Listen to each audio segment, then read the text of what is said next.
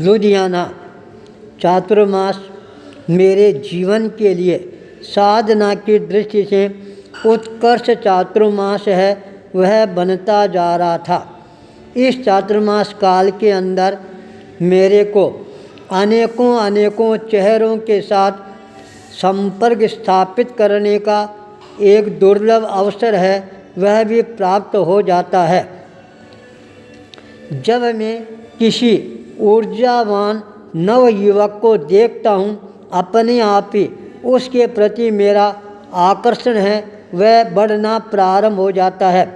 जब चंडीगढ़ से बिहार करते हैं लुधियाना की तरफ प्रस्थान कर रहे थे, रास्ते की सेवा के अंदर 13 पंथ युवक परिषद के सदस्यगण पूरी निष्ठा, श्रद्धा, भक्ति और समर्पण के साथ सेवा के लिए कटिबद्ध रूप से तैयार ही रहते थे।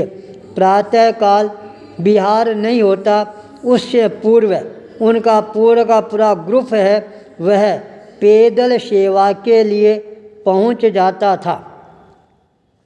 अगली मंजिल तक पैदल सेवा करके सारी व्यवस्थाओं का सरलीकरण करने के पश्चात मंगल पाठ श्रवण करने के बाद वो अपने गंतव्य स्थान की ओर रवाना होते, अपने व्यापार और व्यवसाय को संभालते थे।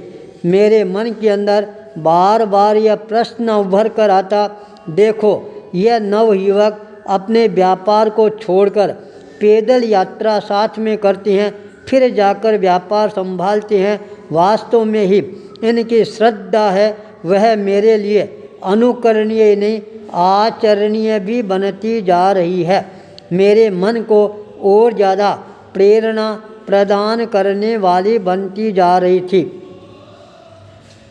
उन नवयुवकों के अंदर एक नवयुवक जो पत्रकार के रूप में अपनी अनेकों वर्षों से प्रसिद्धि प्राप्त कर रखी थी, अचानक वह मेरे पास के अंदर आता है और कहता है, आज मैंने आपका एक लेख पढ़ा, उस लेख के अंदर आपने जिस व्यक्ति का उल्लेख किया है और किस तरह से उसने अपने जीवन के अंदर इस तरह का काम किया, संतों के साथ में ऐसा काम किया, और आपने अपनी लेखनी के द्वारा जो रहस्य उद्घाटित किए, वास्तव के अंदर मैं क्राइम ब्रांच के लिए अपना पत्रकारिता के रूप के अंदर कार्य करता हूँ। जहाँ कहीं भी मेरे को क्राइम दिखता है, मेरी कलम है वहाँ पर अपने आप ही चलनी प्रारंभ हो जाती है। आप जैसे संत लोग इस तरह की बातें लिखती हैं तो मेरे मन को और ज़्यादा वो प्रभावित करने वाली बन जाती है। इसलिए आज मैं उस लेख को पढ़कर आपके पास के अंदर आया हूँ और मैं पंजाब केसरी के अंदर बहुत वर्षों से सेवाएं दे रहा हूँ और मेरा पत्र है वह भी मेरी सेवाओं से संतुष्ट है। इसलिए बार बार मेरे को वो आगे बढ़ने के लिए भी प्रेरणा प्रदान करती रहती है। अब इस बार जब आपका लुधियाना शहर में चातुर्मास चल रहा है और मेरे को 13 पंथ युग परिषद के कार्यकारी अध्यक्ष के रूप के अंदर दायित्व है, यह सौंप रखा है। अब मेरे को अपने जीवन के अंदर किस दिशा के अंदर और आगे गतिशील बनना चाहिए, ये मैं आपसे आज प्रेरणा प्राप्त करना चाहता हूँ। एक नवयुवक के मुखारबिंद से इस तरह की बात सुनने पर मेरे मन के अंदर अपने आप एक सात्विक गौरव की अनुभूति होनी प्रारंभ हो जाती है। क्या किसी नवयुवक के मन के अंदर भी इस तरह की विचारधारा है, वह उभर कर सामने आ सकती है क्या? पर जब वह नवयुवक मेरे सामने प्रश्नों की झड़ी लगाना प्रारंभ कर देता है, उसके मन के प्रश्नों को सुनकर मेरा मन है वह और ज़्यादा प्रभावित होना प्रारंभ हो जाता है। मैंने कहा, तुम क्यों चिंता कर रहा है, अभी तो अपना लंबा काल है, साथ में रहने का अवसर मिलेगा और अपने आप ही तेरे जीवन को एक नई दशा और दिशा है वह मिलनी प्रारंभ हो जाएगी। मेरा ये प्रेरणाप्रद शब्द है उसके जीवन को एक नई ऊर्जा प्रदान करने वाला बनता जा रहा था।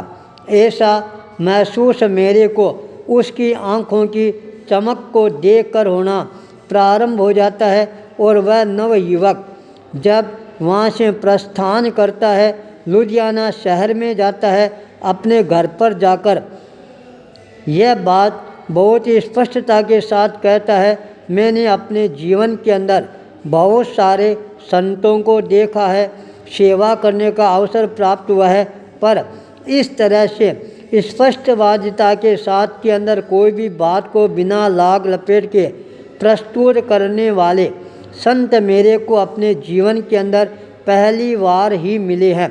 इस बार इस चातुर्मास काल के अंदर मेरे को बहुत सारी चीज़ें हैं वह समझने को, जानने को, देखने को, अनुभव करने को मिलेगी, ऐसा मेरा विश्वास है, वह कह रहा है। यह बात सुनकर उनके पारिवारिक जनों ने कहा, यह तेरे लिए भी एक अच्छी भूमिका तैयार करना प्रारंभ करने का समय आ गया है, इसलिए तुम भी इस बार थोड़ा सा ध्यान देकर प्रवचन श्रवण करने का अवसर का लाभ है यह उठाने का प्रयास करेगा तो तेरे जीवन के अंदर भी एक नया परिवर्तन का दौर है वह प्रारंभ हो जाएगा। वह नवयुवक एक बार हमारे संपर्क में आता है, उसके पश्चात ऐसा कोई दिन नहीं जाता है जिस दिन वह हमारे संपर्क में नहीं आए हो। केवल पत्रकारिता के लिए, व्यापार व्यवसाय के लिए कहीं बाहर जाना पड़ता तो भी उसके मन के अंदर हमेशा यही भावना रहती थी, आज प्रवचन के अंदर मैं नहीं गया, आज मेरे जीवन के अंदर मेरे को रिक्तता की अनुभूति हो रही है। जब भी वह बाहर से अपने घर पर आता, अपनी माँ को प्रवचन के विषय के अंदर अवश्य ही पूछना प्रारंभ कर देता था। जो भी घटनाएं होती उसकी माँ अपनी डायरी में लिख कर जाती थी और वह जाकर अपने पुत्र को, परिवार वालों को, सबको घर पर दूसरी बार सुनाने का प्रयास भी करती रहती थी। वह नवयुवक और ज़्यादा आकर्षित होता है एकमात्र साधना के कारण। जब उसको यह पता लगा 12 से 2 बजे तक साधना का समय रहता है, उसके मन में भी भावना जगती है, क्या मैं भी अपने जीवन के अंदर साधना के पथ को प्रशस्त कर सकता हूँ क्या। एक बार वह अपने आप को रोक नहीं पाता है। जब 2 बजे के समय कोई नहीं आता है उससे पहले वह आकर मेरे पास में बैठ जाता है, इंतज़ार करना प्रारंभ कर देता है कब ध्यान पूरा हो और कब मैं अपने मन की जिज्ञासा है वह प्रस्तुत करूं।